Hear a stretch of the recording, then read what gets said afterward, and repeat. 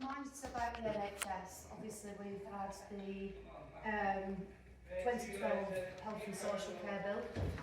We've had the 2022 Healthcare Bill, and both have moved to marketise the NHS. We're seeing cuts to services that are going through. We are currently fighting getting a smaller new hospital bill for Preston and Lancaster in our area. Our last MP has on his leaflet that he kept our A&E open, and I can guarantee you it's the people that have been fighting for that, the Chorley NHS campaign, that got that open in January 2017, not Lindsay Hoyle. But obviously we need to reverse what has happened both in legislation, and we need to fight the cuts locally. I was once taught by a very good NHS campaigner for a long time. The big thing is to think nationally, act locally.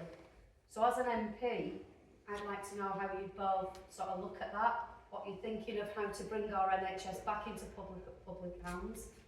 You know, so it's publicly owned, publicly provided and free at the point of need. Both on a local level and how important the information, I mean, you've obviously got people with quite a bit of experience in this in a local level, and on a national level, because those changes need to be made in Parliament, which obviously is where we would need our representation.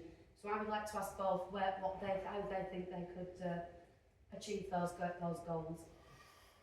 So we'll do Martin first. Well, I just wanted to start. I had an excuse because I brought this little letter from Nye Bevan, because he was quite a good NHS campaigner, and he said in this letter, there is no reform that began in the mind of a politician. So when we have various politicians claiming that they were the ones that have won victories, the reality is, as you've said, the people who are fighting on the ground, the hospital campaigners like yourselves, are the key people. You've got the expertise more than myself. I know plenty, but you are the real experts, and I think that's the point. That if you're elected MP, you work with the people on the ground, you become their voice. I can become a voice in Parliament in a way that Lindsay Hoyle can't.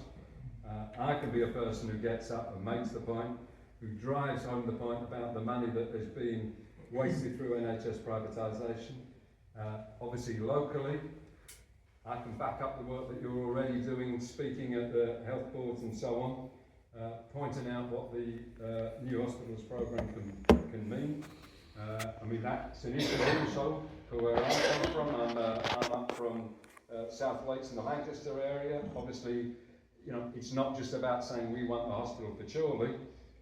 It's about saying that we need health and services right across the area. It's not about playing one area off against the other. I can play that role as an MP for Chorley, but I can play that role as an MP for the whole area as well. So I think those are the points that the other important issue I should throw in as well, the unions. We need the health unions to step up and fight that fight, because unfortunately that has not been happening enough. Okay, in the NHS and restore it to full public ownership. I also think we need to get social care and the NHS working together, because these too many beds are being blocked by people who have no care outside the NHS, so that's increasing the waiting list, making the whole problem worse.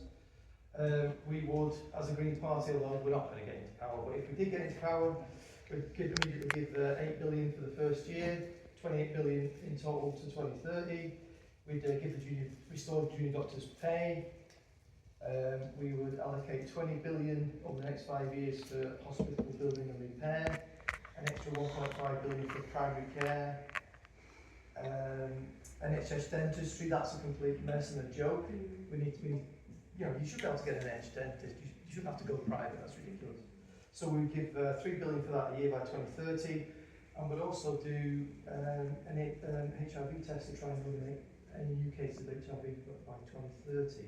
But yeah, we have to work with local unions. We can actually ask questions like Lindsay Hoyle can't. we can write to people, we can debate and all that sort of thing and vote on key measures. Just represent Chorley and the unions and the NHS better, and obviously a healthy nation is a more productive nation.